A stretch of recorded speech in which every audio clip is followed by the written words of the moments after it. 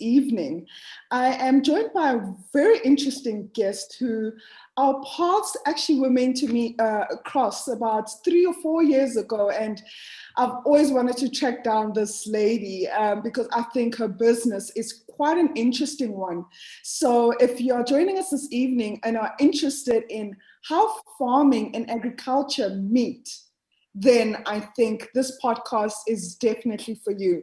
But firstly, before we continue with our podcast this evening, I want to encourage every one of you to just please engage with us, ask questions, and ask the guest questions, because we are here for you. We're trying to get the best knowledge and value out of our podcast so that you leave at the end of the evening with many questions answered and having a bit of a background and knowledge into the agriculture industry, whether you're a farmer, an aspirant farmer, someone in agribusiness, whatever the case might be. I really hope that these podcasts are informative and that the guests are bringing value each and every week.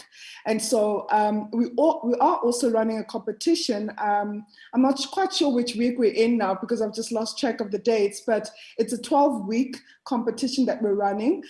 Please check our website for all the information. It's the Sherlock Holmes competition that we're running, and each week we're giving away prizes to certain winners that have really cracked the riddle to this competition. So once again, follow our social media pages, follow our website to get more details in this competition. So I really want to introduce you to Jackie Taylor, who's our guest this evening, and she's the CEO and founder of Agritourism South Africa.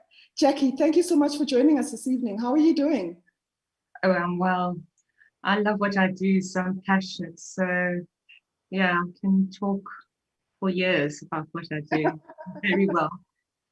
That's good to hear that you're well. So maybe let's just get straight to the talking, because I want to know, as a farmer, how does one combine agritourism, agriculture and tourism together? And basically, maybe tell us about how you founded Agritourism South Africa. Yes, Mambali, it is a story, but I grew up on a farm where my dad was a farm manager, and I don't think you can ever really get that farm component out of you, that feeling of being on a farm. And I worked, I then obviously left school, worked and in tourism and in agriculture. And in 2016, what I noticed was that there was a gap in the market because people wanted to learn about farming. But I also saw that rural towns were becoming poorer and poorer, and there was almost a disconnect between people in urban areas and farmers. And I thought, there's only one way really to bridge that gap, and that is via tourism. But when I talk about tourism, I'm not talking about tour groups. I'm talking about facilitating really on an educational level. So whether it's at a school level, how do you grow vegetables, or, you know, where does the milk come from that you're buying? So it was really I started as a non-profit because for me, it was a passion I had to connect people. And it has developed, and I have so much joy in what I do. I meet the most amazing people from rural communities, from farmers to visitors. And since COVID, what has really made me happy, because it has been a tough time, is that we are focusing more and more on domestic tourism and domestic visits. So people, when you talk about domestic tourists or domestic visitors, you're talking about people who are out of their area where they live for a period of 24 hours. And that has opened a whole new market, and all of a sudden people are really starting to appreciate farming. And that was always the goal. This is not a pension fund. This is about showing of South African farmers and bridging that gap. And as I say, I have a huge amount of enjoyment in what I do. I meet the most incredible people. So how does it work, Jackie? Like, for example, I'm a farmer, and what do I have to do to ensure that I get visitors on my farm, or I work with Agritourism SA? I think there are a couple of things that I always advise farmers to do, and that is to decide, what do you have really to offer? What are you prepared to offer? And if you are more an introvert and, for example, you don't want to do farm tours, then you can work with someone within the community or within the local rural area who could do that part of the farm tours for you, because I understand also farmers are very busy people. I mean, I remember growing up, we worked 7 days a week, and we worked on the farm, we physically worked on the farm. So often you don't have the time to maybe entertain guests or to do farm tours. But that's the whole thing about agritourism, is really to broaden the employment opportunities in any rural area. You don't have to be a farmer to become involved in agritourism. You can be a tour guide, you can cook. And I think really the magic behind all of this lies in working together as a community, because one person might do farm tours, another person might do accommodation, and another person might do camping or whatever it is. But if as a farmer you start off, you've really got to decide what your involvement will be. What do you have time to do? And then obviously come up with a business plan. I always say rather start small and then see what works, what doesn't work, and always involve your next door neighbors. If you don't really get on with them, well, then the next door neighbors. But you need backup as a farmer. Sometimes you're harvesting and you can't really have a school group or a farm tour. And so you need to have some backup, and that's where working together is, whether it's maybe it's an agritourism route. Maybe you choose 5 different types of farming in your area, an accommodation venue, and you put it together as a route. And then it's easier to package for visitors, so they know that they're not just going to one destination, but they will go and spend a whole weekend or a week or whatever it is. So it's all to do with the farmer. It comes back to the farmer and the level of involvement that they want with tourists or with visitors. Yeah. But don't think of international. When I say agritourism, it's local. It's about South Africans. Yes, we do, wine tourism, you get international visitors. But I'm more interested in the rural towns, the rural communities. And actually, my focus is on women and children and really empowering them. And I frequently see women disempowered in rural areas because they're not given the opportunity to either work or to learn a skill. And that for me is important. If you want rural families to stay on the land, then we've got to broaden what we actually can do in those communities. And that's why agritourism creates job opportunities.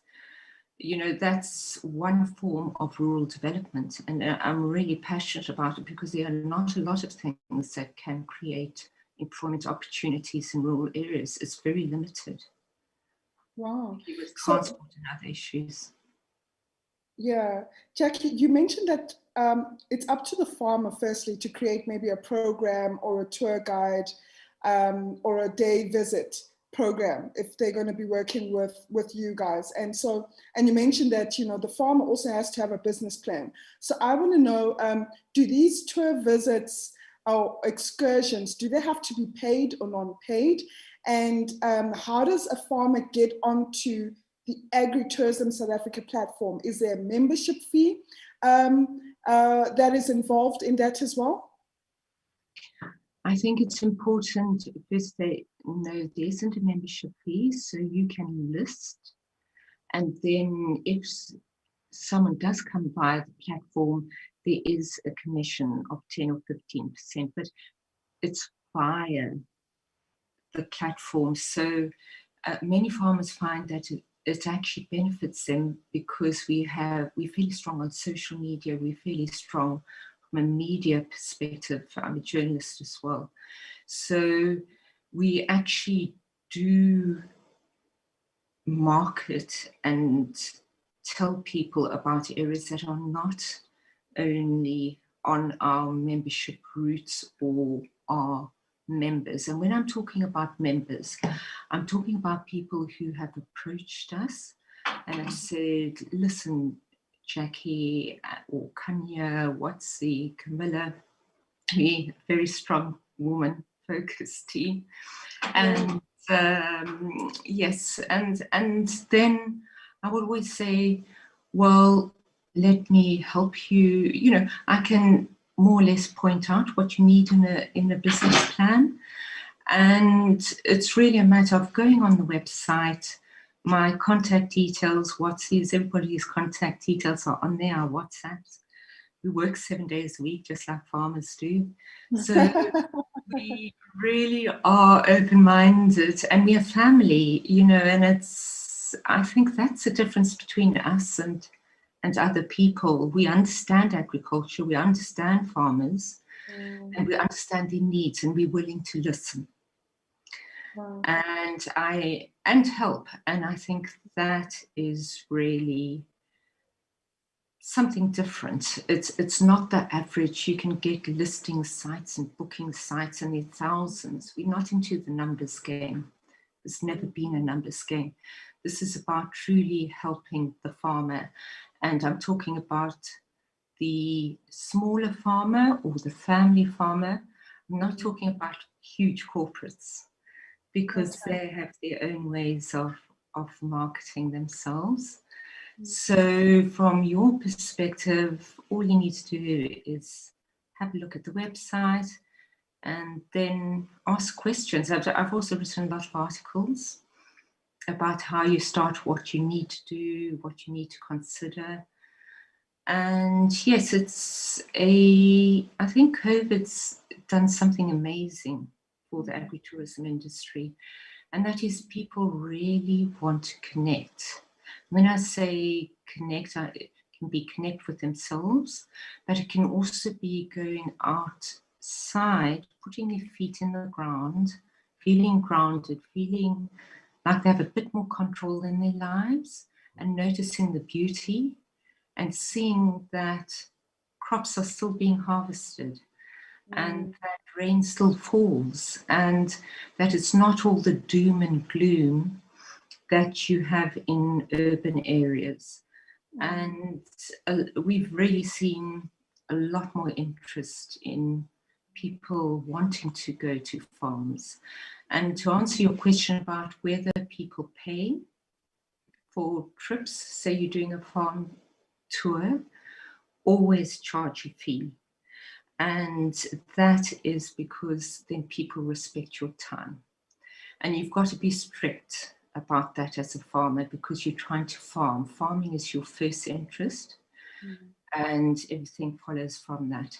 So this business of giving things out for free, I'm not saying you charge huge sums of money, but I am saying there must be value attached.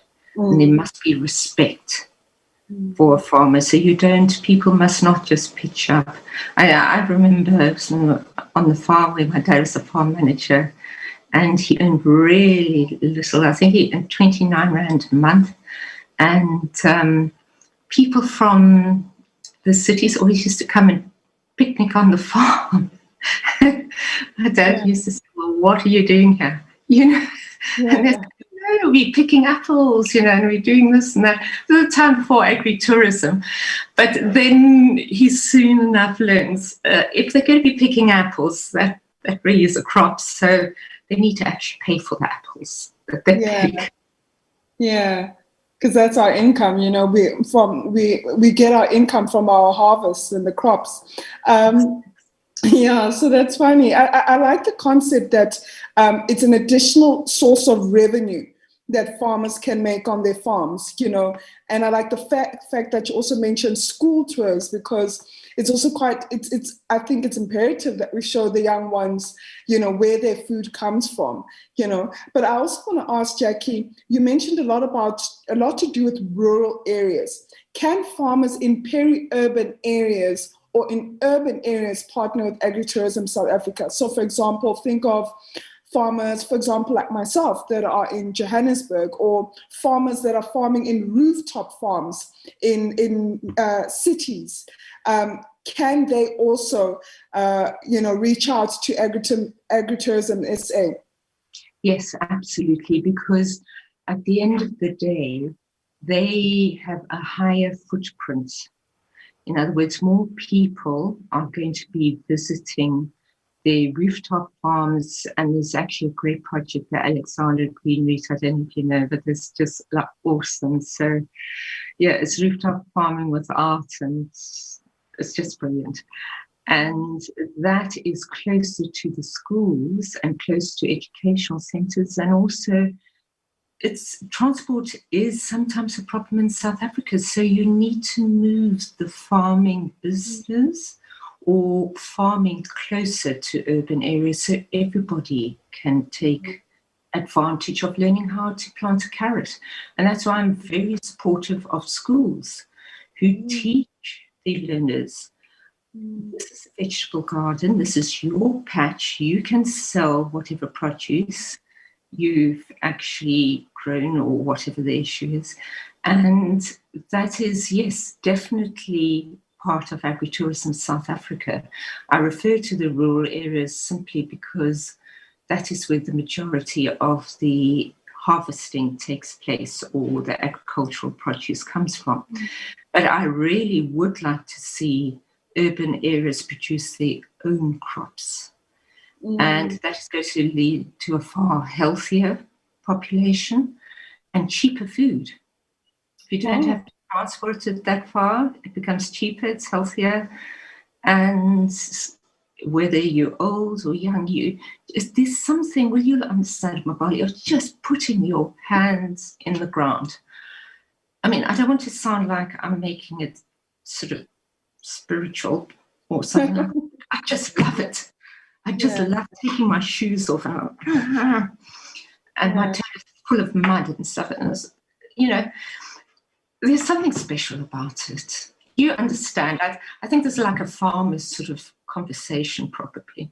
Absolutely. Some people wouldn't understand, because many people say, oh, no, farming is not for me, you know, because they hate the insects on their face or the bites. They hate the sun or the excessive rain or the extreme wind. So, yeah, farming is not for everybody. And maybe this is a conversation we should have behind the scenes. But Jackie, my other question is, you mentioned also that it's not... It's great to get local individuals visiting South African farms and understanding where their food comes from, etc. Do you get interest from international visitors? And if you do, what sort of requests have you had in the past from international visitors? Right. Well, obviously, COVID, we haven't had much of that. But before, we've been going since, as I mentioned, 2016. So the type of inquiries we get are actually from other farmers. It's interesting enough, particularly the Australians, the Canadians, the English, and Americans. They're all very interested in looking at how we manage with limited water resources and with limited finance. Wow. They are very keen to come over, and mainly they come in farmers groups. So that is about 10 to 15. And those type of visitors want to meet the actual farmers. They're not interested in some other sort of artificial experience.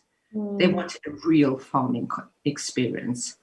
And then you get other people from overseas who just want to, they've heard about the openness in South Africa, and they live in Scotland or somewhere where you can drive across in 4 or 6 hours. So they just want to go out into rural South Africa.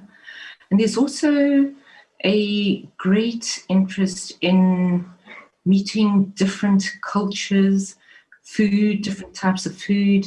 And I think in South Africa, what we really have not focused on is indigenous crops, and actually telling visitors, even South Africans, showing them how to produce a really nice meal or cook a really nice meal from our indigenous crops.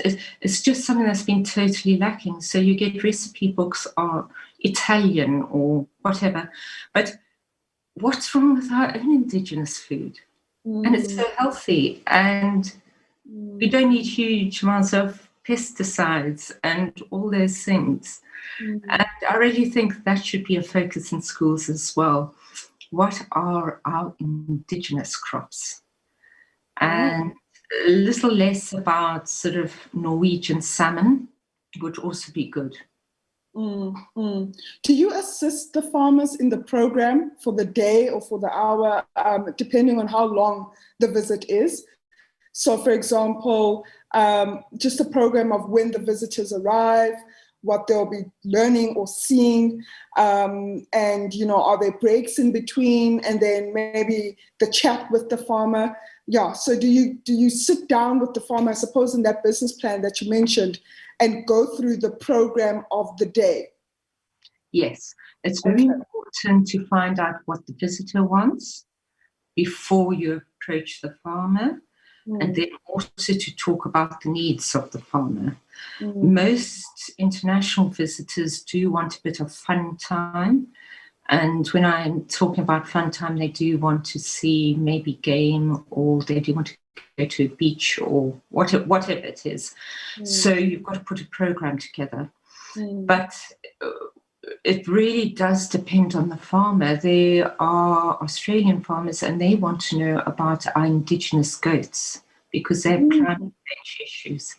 So yes, it really is fairly varied, but it's always discussed first with the visitor and the farmer, so everybody's on the same page, and that's important. So there's no over expectation or under delivery or whatever it is. And sometimes it rains, sometimes it's just too hot. It's part of the environment in which we work. But it's what it is. Yeah, but the more women we can include. There's actually been an interest. There's a big tour operator in the United States, and they were going to come out actually in February, and they just wanted to meet women farmers in South Africa. Oh, wow. That's very interesting. Yeah, so that's really great. I think that's, you know, it shows that tide is turning. Very unique. I like that interest in women farmers and interest in indigenous crops. You know, I think that's something to consider quite strongly. And let's talk about the international visitors as well. How has your business changed now that you know, we've been affected by the global pandemic? So how has your business changed, and what, I suppose, what are the goals or the strategies for the year 2021? The business has changed in that the demographics have changed. So the people who are traveling and prepared to go out and have new experiences are actually millennials, and then those sort of what I call from the 18 to 30 group, 18-year-old to 30 years old, and they want to exercise or cycle, or they just are fed up with being sort of in an apartment, and they want to get out, and they do not have the fear factors that people over 60 do. And so the demographics have changed, and we're seeing far more young people, which is fantastic, which is great. And I think the other demographic, it's very difficult to predict what's going to happen in 2021. Okay. It's going to depend on the vaccines for the viruses. It's going to depend on a whole lot of things. Yes. But I do think that most of the people who have contacted me since November at least feel safer in a rural environment than in an urban environment. Yes. And that is simply because there's more fresh air, they can walk, they can do whatever that they want to do, or cycle, or just basically breathe in fresh air, where they're nervous to do that in urban environments. And I think we mustn't see agritourism at all as elitist or something that someone can only afford if they've got money. I'm talking about camping sites. I'm looking at farmers. All farmers have spare land. No one farms 100% on their property or their plot. There's always a little gap somewhere. And with that little gap of land, you can do various things. And you'll find that people between the age of 18 and 30, they are quite happy to bring their sleeping bag and their tent. They have no expectations. They're not the 5-star crowd. They just really want to have a farm experience. They want to wake up and, the chickens and whatever around them. And so that makes it a very affordable experience for tourists. I really think agritourism is probably the most affordable visitor experience. And then as a farmer, you're on sell. And I think this is also where agritourism comes into its own, is that if you've got someone camping and they bring their own tent, or they're cycling and they have their own tent, then they want food, because they would prefer to eat properly, they would prefer to buy from the farmer.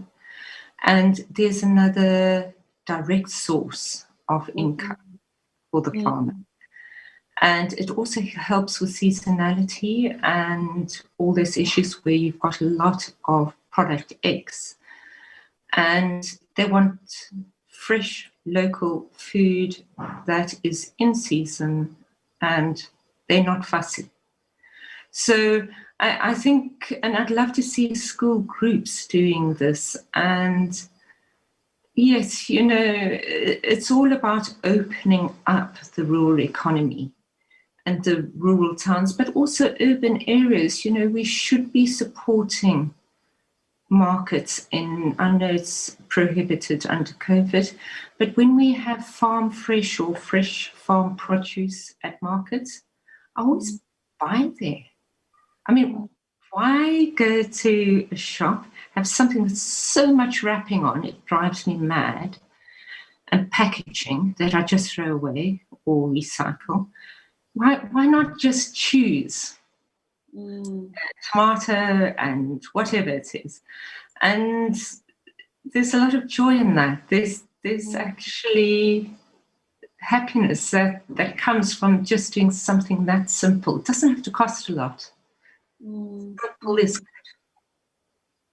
Oh, it's very interesting, Jackie, because as you're talking, I'm starting to think of the multiple ways that farmers can work with neighboring farmers or nearby communities and actually create employment in that small ecosystem. Because if I'm hosting a farm excursion, a farm tour for young children, like school tours, and maybe let's say I'm a poultry producer and I'm producing eggs, you know, maybe there's a farmer next door maybe producing tomatoes, and then there's a farmer, you know, down the road producing, I don't know, like fruits or something. You know, we could just all together as farmers collaborate and have different visits each farm, and then, for example, and then you know, every child can obviously go home with some farm goods, and it creates such a great exposure.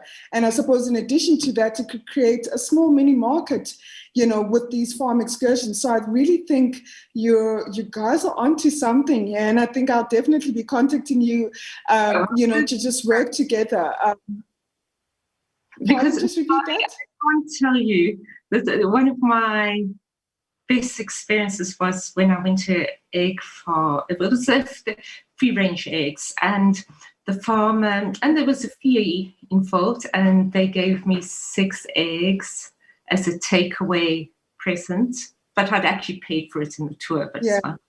And the stories, you know, when you go home, and it was like, I couldn't wait to have my eggs, and I spoke and spoke and spoke about it, and that's great marketing. That is real marketing. It's not PR marketing.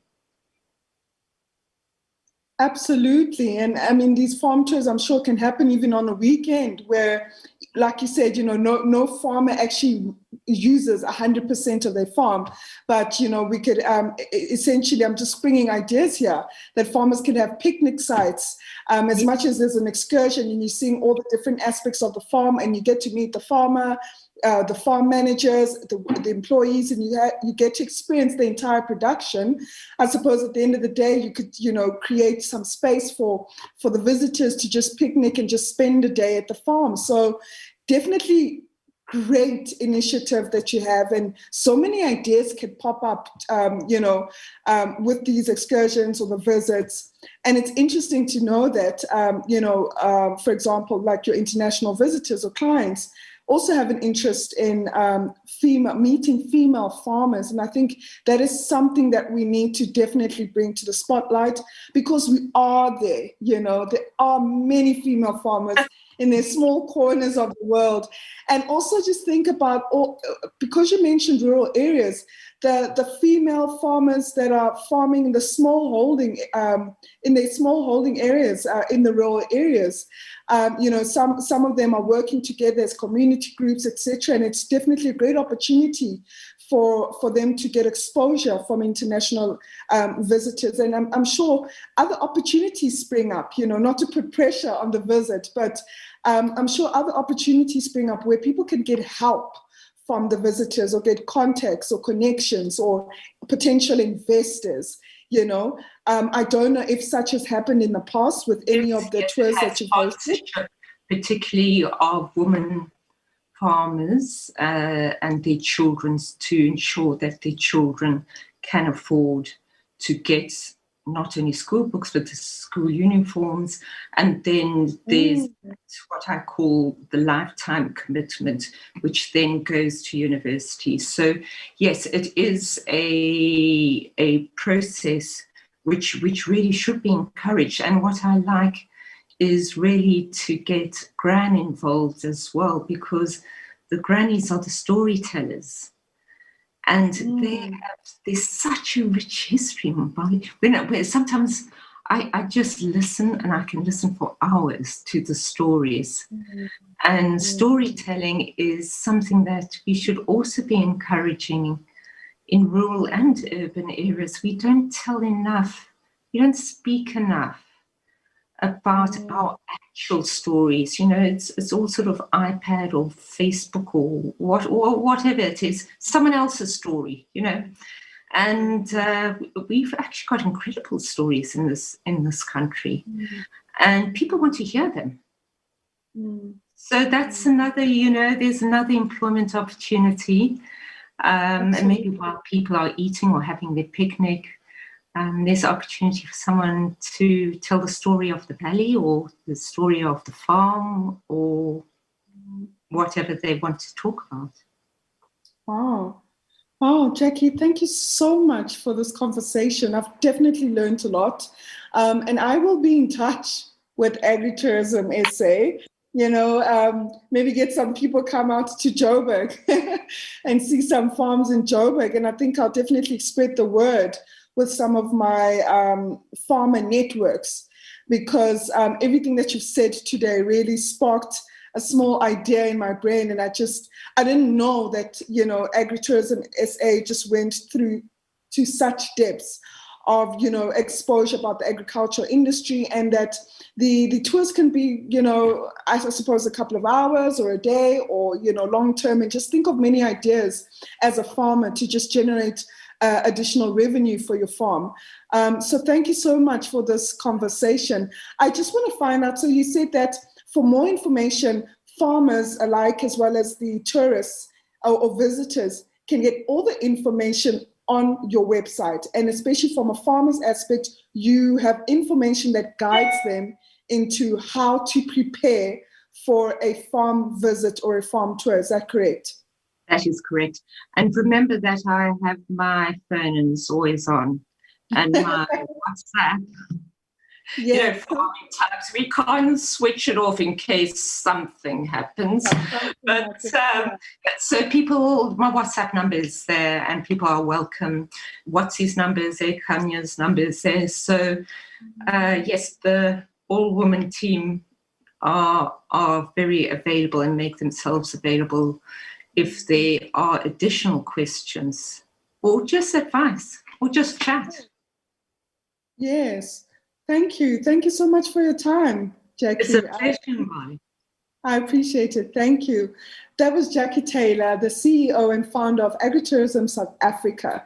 If you're a farmer and you missed this conversation, I feel sorry for you. However, the live will be on Private Properties YouTube channel after the show. I think if you're a farmer, whether you have a game farm, a crop farmer, poultry farmer, livestock farmer, whatever commodity that you're producing, and have heard this conversation between myself and Jackie, I think you should get in touch with Agritourism South Africa. Come up with innovative ways to generate additional revenue for your business. Furthermore, just exposing your farm to nearby communities or communities within other provinces, showing them where their food comes from, how you produce food, how is it as a farmer that you've gotten to where you are today. I think it's great benefits not only for your farm or for the visitors, but for the country at large, just exposing individuals to this phenomenal industry that we are a part of, which is agriculture, and which is also the backbone of many other industries. So I think what Jackie and her team is doing with Agritourism South Africa is fantastic, bridging the gap between agriculture and tourism. And this is an opportunity for you as well. Like Jackie said, if you've been stuck in your small apartment in the urban areas and you just want a bit of fresh air, obviously observing the COVID protocols, with masking, etc. I think maybe go onto their website, have a look at the farms that have some listed tours, and maybe just take a drive and explore our country a bit more. But thank you so much for tuning in, and I will also encourage you to please watch all the other podcasts that we have for the rest of the week, and I will see you on Thursday at 8 o'clock with another guest. Thank you so much for joining me. Good night and God bless. Good night. Thank you, Jackie.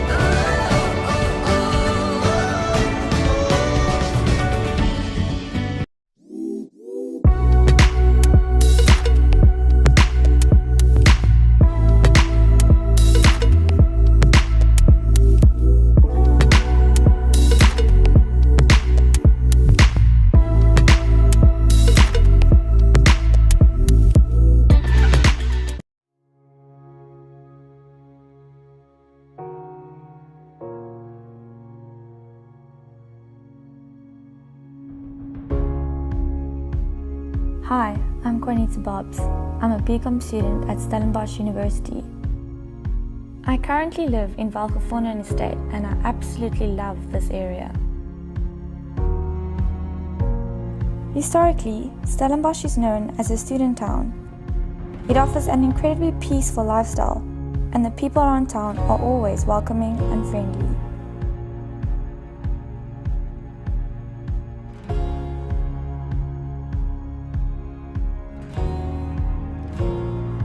Because it's a small town, there's an amazing community vibe with some really authentic coffee shops and restaurants.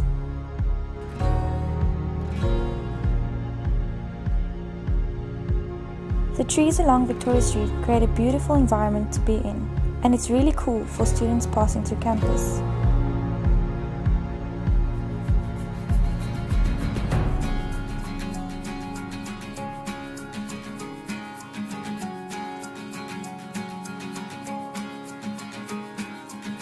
There's some excellent boys and girls schools in the area.